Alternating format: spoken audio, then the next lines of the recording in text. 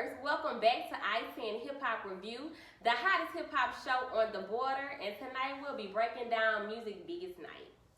Megan Thee Stallion, Nas, and Canadian DJ Kaytranada won big last night. They came home with their first Grammys ever. So let's just break down Nas. Nas been in the game for 20 plus years and went home with his first Grammy ever. He did not receive a Grammy for It Was Written when Lauryn Hill jumped on Imaginary. He did not receive a Grammy for Nasir when he did the amazing Cop Shot the Kid.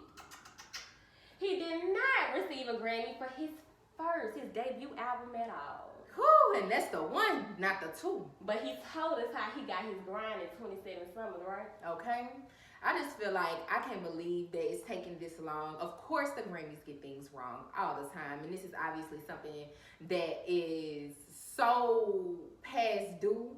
But even as long as it's taken to happen, just to see Nas and Hit Boy celebrating in the way that they did, being grateful and thankful in the way that they did, because like he said, 27 Summers, this wasn't even a goal, but he's still here and he's still relevant. He's still putting out, you know, hot music that we just have to listen to. He's still giving us bars that's, you know, expanding our minds. Nas is still Nas 27 Summers later, and him not getting a Grammy didn't stop that. So it's just like, although it's so much later, I feel like it's so much sweeter because on this album in particular, like we feel like he gave us the club bangers with Spicy, with Fabio Foreign and ASAP Ferg. He gave us the Ultra Black. He gave us our Conscious records. Yes. Like he's just, to me, this album was overall like damn, like 20 years later, and he's still on this level. This is ridiculous. It's taking too long, but I'm so happy we finally here. We're not putting an age limit on Nas at all. Absolutely. Apparently. But even more so, Megan Thee Stallion leaving the Grammys with 3 Grammys for one song. Brie, we just gotta tap into Megan right quick. So Megan, she won Best New Artist, making her the first female rapper ever. She won Best Rap Song Performance and Best Rap Song for her record Savage featuring Beyonce. Now this record is major big. You know, in 2020 we was all doing the viral dance. I'm still trying to learn it, but we was all doing the viral dance move, and we was all appreciating her lyrics for Savage. You know, her being classy, bougie, and ratchet, and standing on it, and the way she did her rendition of the jazz. Her performance? Oh my goodness, that performance was top tier. Top tier. I was so proud of Megan with her performance. Jaquel Knight did an amazing job with the choreography. She did an amazing job executing the choreography. I don't think we've ever seen a rap girl dance at the level that she's dancing. When she went up there with Beyonce and said she was the rap Beyonce, she proved it with her performance. Now, granted, it's kind of crazy to compare anybody to Beyonce. We know this. But the fact that the level that she was on in that first Grammy performance, oh my goodness, she made me so proud. It was literally her best performance to date. Megan knew that was her moment, and she took her moment by the boots, and she walked it out. She did well. She did even deeper well. Baby, Megan really did her shit. Like, I'm so proud of her because I know how hard it is for an artist from the South to come in and show a stage like the Grammys. Right. Ass shaking, real music. Girl, she had tap dancers. This is talent. She gave us a performance. A real performance. Down to the tap dancers doing the Cab Calloway moves. Like, she just gave us culture up there. I was so happy. I don't think I can remember if there was ass shaking on the Grammys before. I don't think I ever seen ass shaking on the level that I seen with Megan. And say what you want, I heard they got complaints and all this, but baby, that's culture. Oh, yeah. That's black culture, that's Caribbean culture, that's Southern culture. This is how we dance, this is how we get down. You know, that's real life culture. I was just so happy to see Megan still being Megan Thee Stallion while she was up there. Oh my goodness, she just gave it to me. And then on top of all of that, like you said, her being the first female rapper ever to win Best New Artist. I'm just so happy that she was able to crack that ceiling open, because when women come in the rap game, I always feel like it's such a spotlight on them. A lot of the times it's a negative spotlight, like they want them to beef with other women, or it's a constant comparison, or whatever the case may be. But whatever the case is, it's always a spotlight. It's always incredible talent coming from women in the rap game, and I'm just happy that Megan was able to crack that ceiling. And also, other big winners for the night. Not only did Nas and Megan and Kate Renata win their first award, Blue Ivy Carter came through and swept a Grammy at 9 years old from Brown Skin Girl from her mom's song. Best video. And I'm not gonna lie, Cam, just me looking at that video, being a brown skin girl myself, like, please. I remember when I looked at the video, the first thing I said was, damn, like I wish I had this at that age. Like, I wish I had this song in this video at 10 years old, 9 years old. It was just so beautiful. I literally got chills. I'm not surprised at all. I really think the Grammys got it right with Brown Skin Girl winning the best video.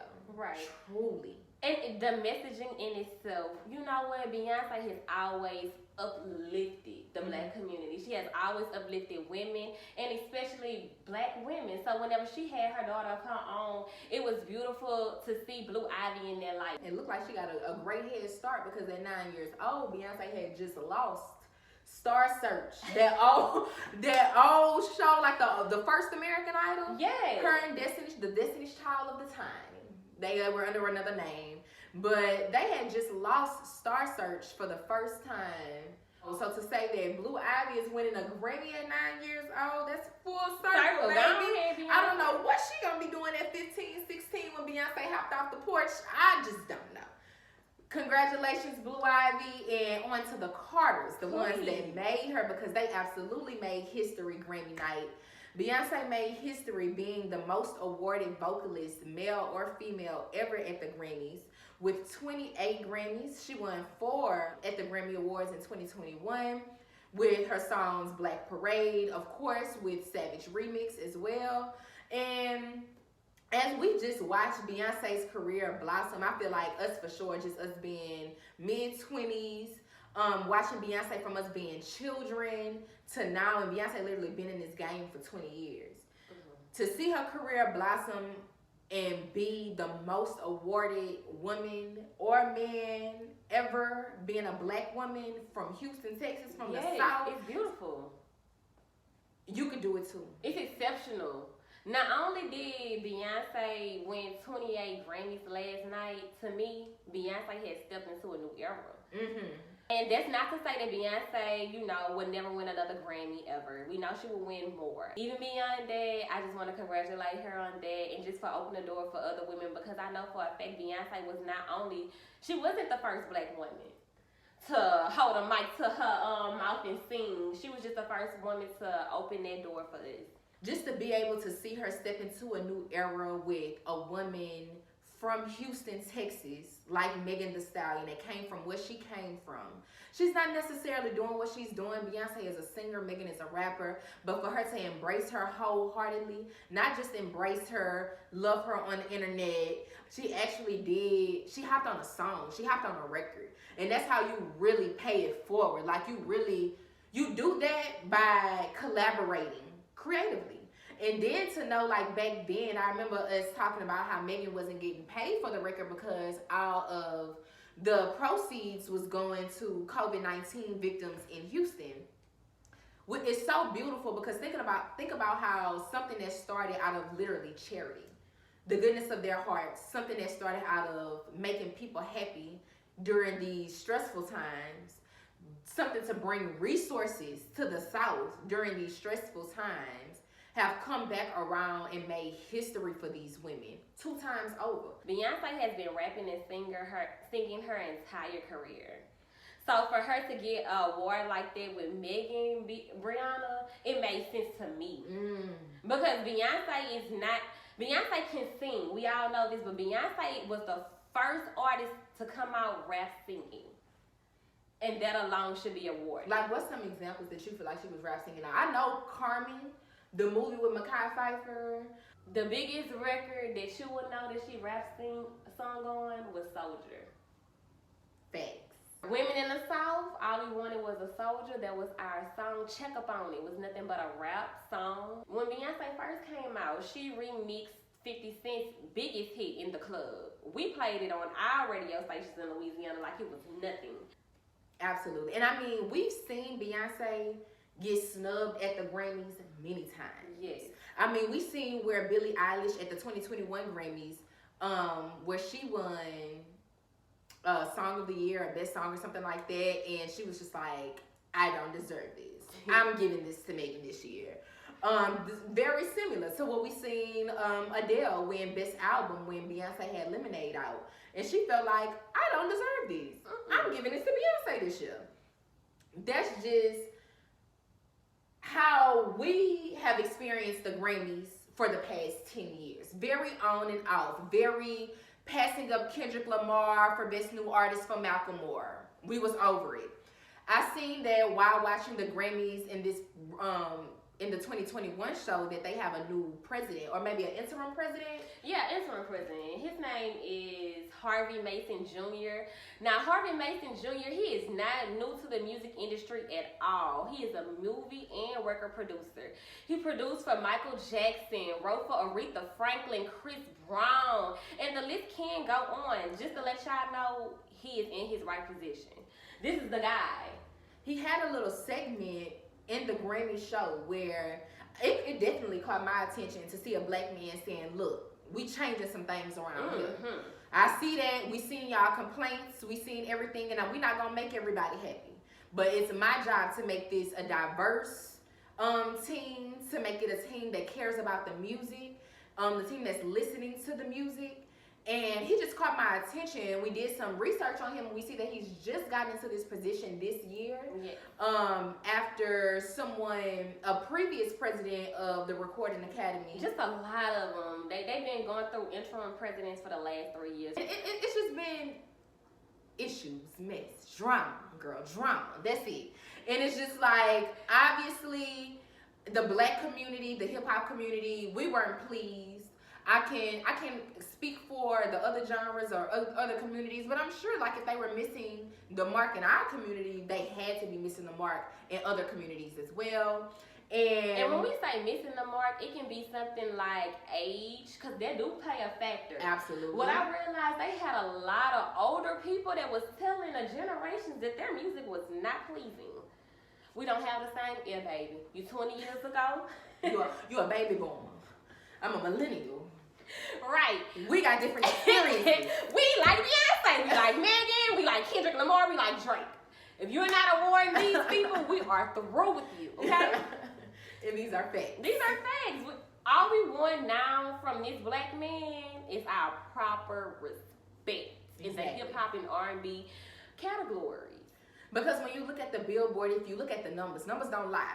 If you look at the numbers, it's always hip-hop dominating. It's been so long since pop or country or rock, forever since rock, has dominated these Billboard charts. When you look at social media and what's trending, it's not country, it's not pop, it's not rock, it's hip-hop. When you look at the culture of our hairstyles, our clothes, we are what's trending. So when we look at the biggest night in music, like the Grammys, and it doesn't reflect what we see every single day in music, we hollering fuck the Grammys. And that's just period. But shout out to Harvey Mason Jr. because I don't know, I felt a shift this year. I don't know if it's gonna last, but my prediction, my hope is that he hears us, he sees us, and that he takes the proper precautions, the proper steps, and include the right people in making the decisions that needs to be made for the masses. Well, I've seen a change from the commercial that they added in the Grammys this year. I got to see maybe 7 people that look very young. So it seems to me a lot of people got out of position, and now we can just walk into a new age. Absolutely. Fun times. Well, as far as performances and everything, my favorite performance, well, I wouldn't say my favorite performance, one of my top performances of the night would definitely be Lil Baby's performance of The Bigger Picture. The Bigger Picture did numbers in the coronavirus.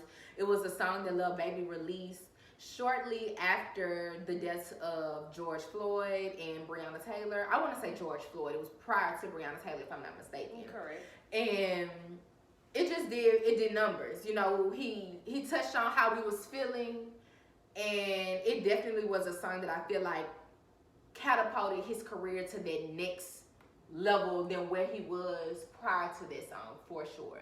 He was nominated for Best Rap Song, if I'm not mistaken, for The Bigger Picture. He didn't win, but he had an amazing performance with Tamika Mallory and Killer Mike.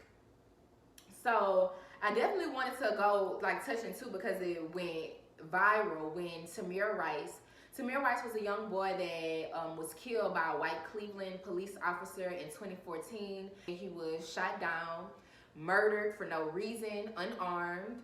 And his mother, Tamir Rice, expressed her grievances on social media about Tamika Mallory and Killer Mike being a part of, well, not necessarily Killer Mike, but she definitely expressed her grievances about the Black Lives Matter movement and Tamika Mallory being a part of Lil Baby's performance.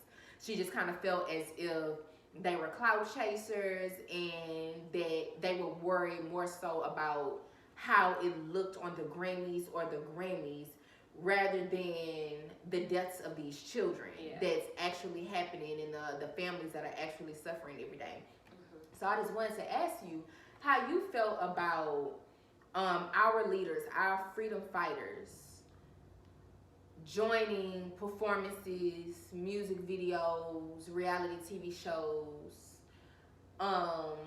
in the movement. Like, do you feel like it's diluting the movement, it's taken away from it, or do you feel like it's adding to the movement by them entering all of these other forums rather than just a speech or a letter or article or what we've known for our past historians and freedom fighters to do?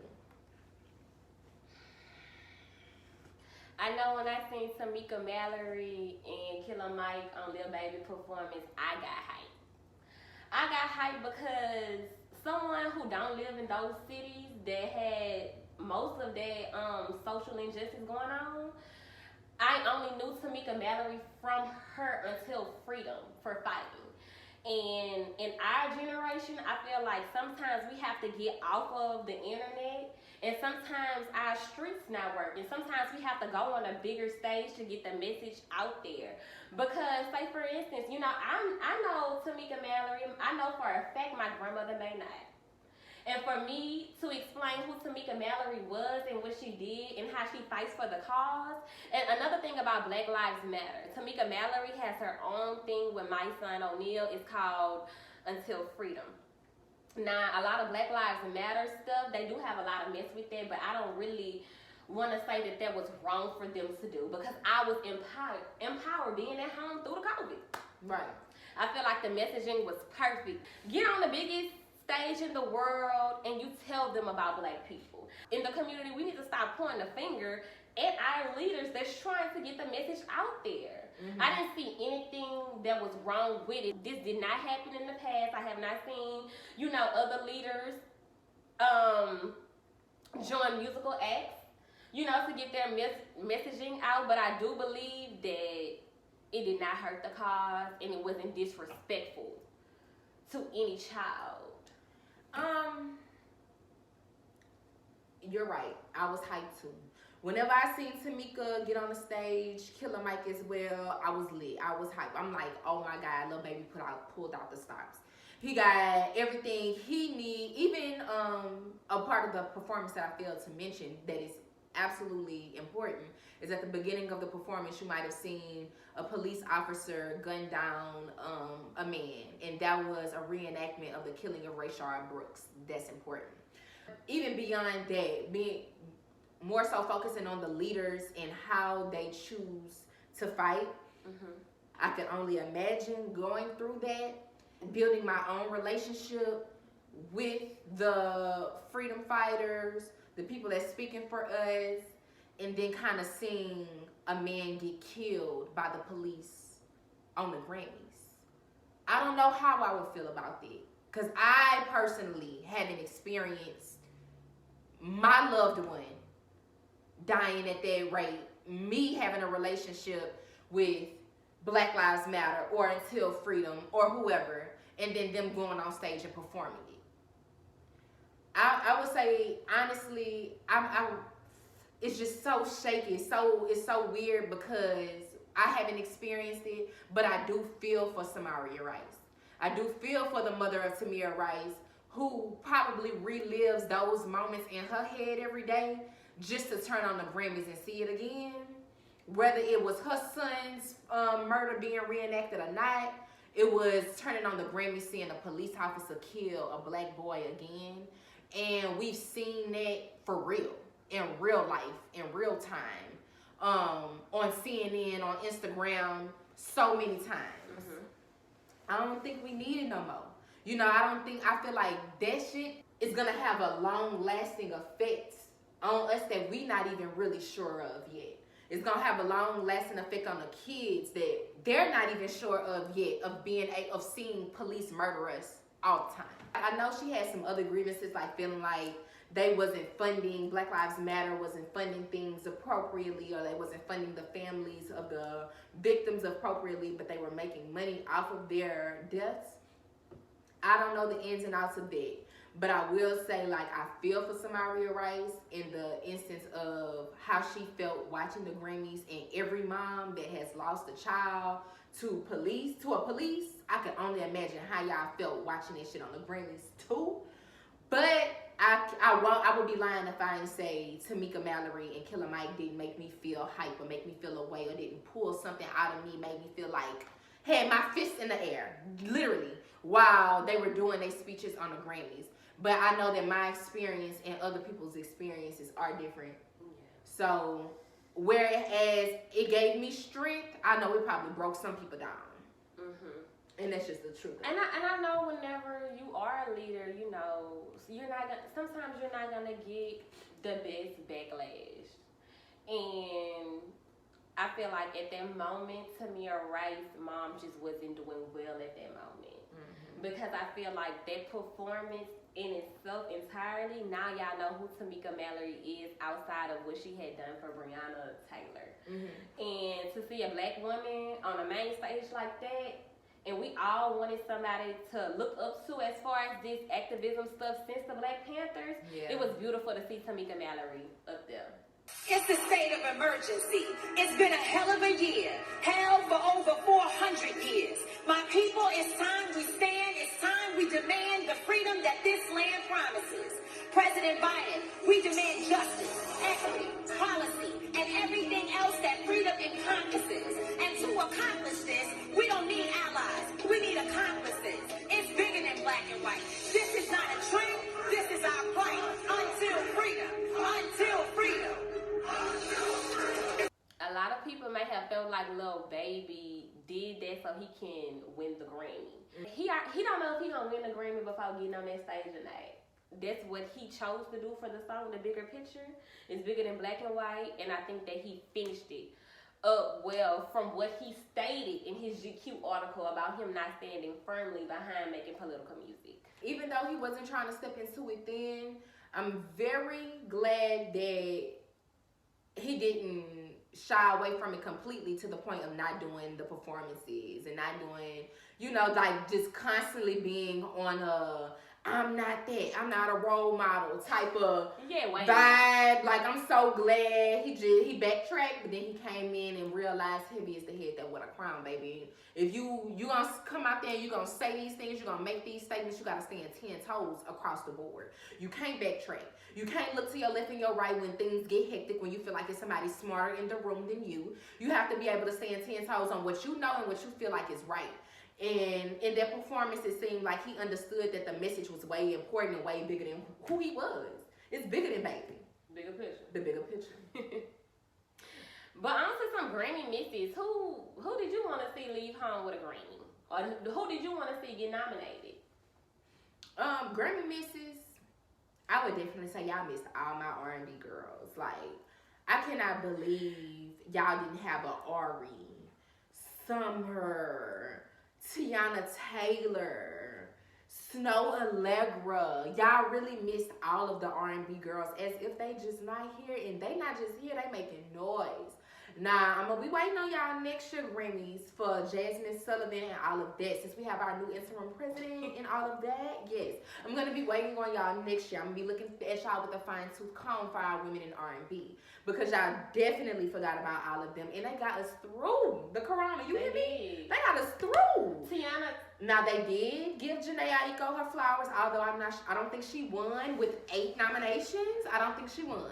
Thank you. But at least she was nominated. But she was not the only R&B woman to put out a great body of work. Tiana Taylor's The Album, I'm still spinning like it just came out. This is not a game. Ari Lennox, I'm still spinning like it just came out. Same here. Come on now. Snow Allegra, We still on it. Those in girls. rotation. You know what? I really don't understand why the hell Summer Walker do not have a Grammy. Or a nomination.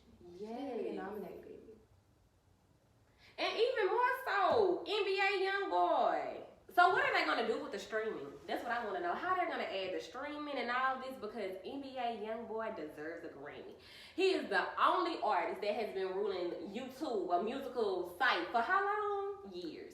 Since he came out, it's no way. The Grammy Awards have dropped the ball on streaming as well because it's no way that NBA YoungBoy does not have a Grammy for how he transcends. Baby, he cracked so many ceilings. Even beyond streaming, I think it's more so But that's our age now. the streets. The streets are listening to him for real. Exactly. You think they got people from the streets who hop on their Xbox and play Young Boy for 24 hours straight, voting on the Grammys?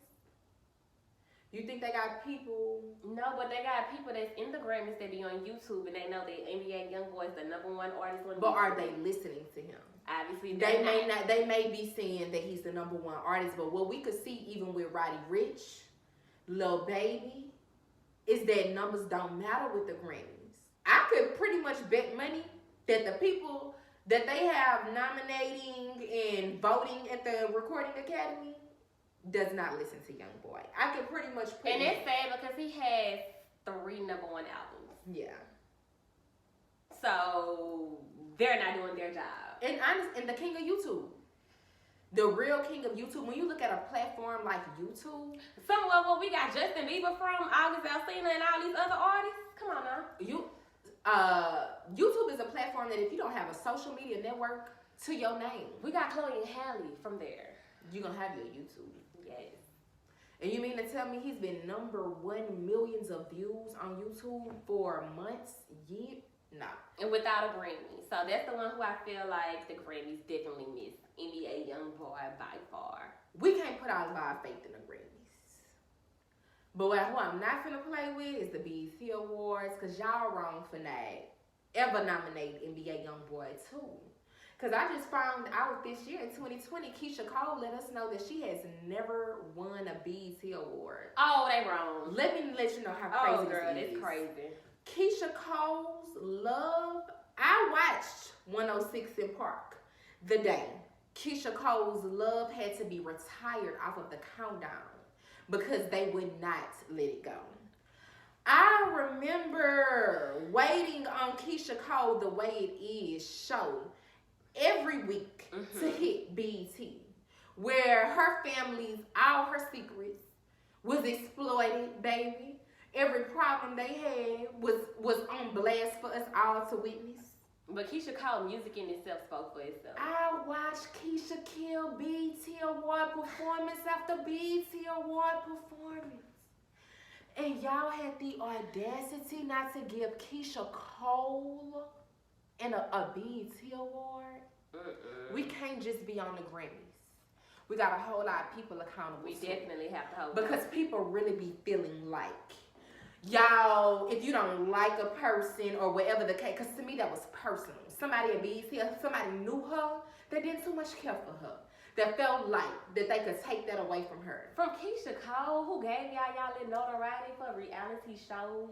No, ma'am. Don't do that. We have to be holding these award shows accountable. And we gotta let them know when y'all drop the ball, we're not gonna watch y'all the next time because this is ridiculous. And I feel like that's what happened with the Grammys, even though this Grammy in particular was like the lowest viewed Grammys in Grammy history. I definitely believe next year will be better because they actually picked up the ball in certain areas. They did. They added new categories and all. Exactly.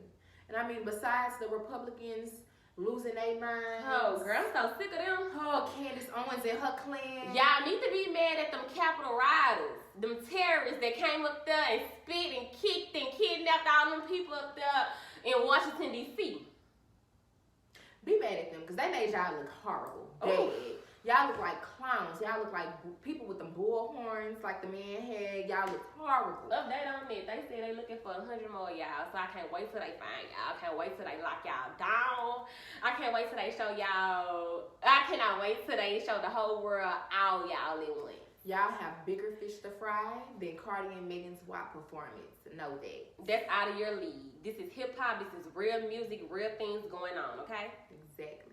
Speaking of Cardi and Megan, just performance. We can talk about that performance. How you was telling me how it reminded you of Britney and Madonna. They lit flip.